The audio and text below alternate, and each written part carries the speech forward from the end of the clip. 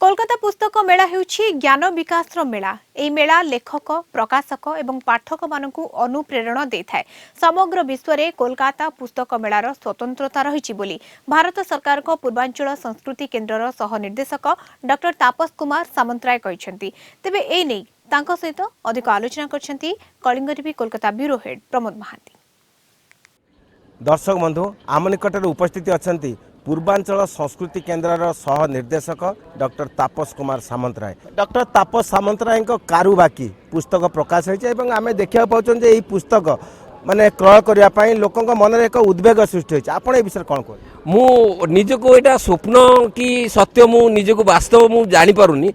जो कलिकता पुस्तक रे आमे जेतले कॉलेज रे पाठ पढुथिलु पैसा खर्च करी बापा माँ परमिशन नहीं एठा को आसुल पुस्तक मेला देखिए लेखक मान संगे मिसिया से ही पुस्तक मेला रे मो भली एक अकिंचन लेखक जे कि साहित्य क्षेत्र में आम साहित्य छात्र हेले मध्य अनेक बड़ बड़ लोक मानकर जो साहित्य सूरी माने अछंती तांको भितरे कोलकाता बुक फेयर भाया जगार मोर जे मोर जीवन प्रथम उपन्यास कारुबाकी एठी जे प्रकाश पाइबो एठी ऑफिशियल लॉन्च होबो एटा मोर स्वप्नर विषय। विशेष करी नारी चरित्र को नहीं कारुबाकी रे विभिन्न प्रकार निबंध प्रकाश पाइछे। आपण कोन दर्शाउ चाहते विशेष भाव रे जदि एई समाज आउ एई विश्व जदि नारी के सम्मान देई पारिनी ताले से समाज समाज होई रही परिबो नै।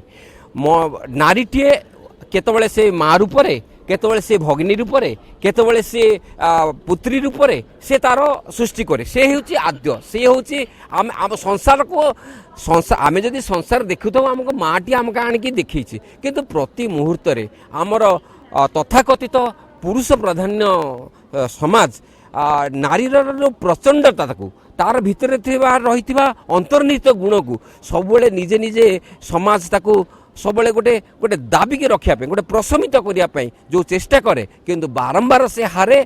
बारंबार समाज आगरे नारी प्रथमे एक छोटिया झरणाटीए होई सृष्टि होता है से छोट एक नदी धारण करे आउ जेतबेले से विशाल समुद्र रूप धारण करे से कारुबाकी साजे। यही पुस्तक मेला रे विविधता मध्य ऐक्यर संधान दिए कवि साहित्यिक मानक मध्य जो भावप्रवण परिवेश सृष्टि होती ता अन्य कौन पुस्तक मेला रे कार्यत उपलब्ध हुए ना। Kolkata video person Krishna Pramod Mohanty Kalinga TV.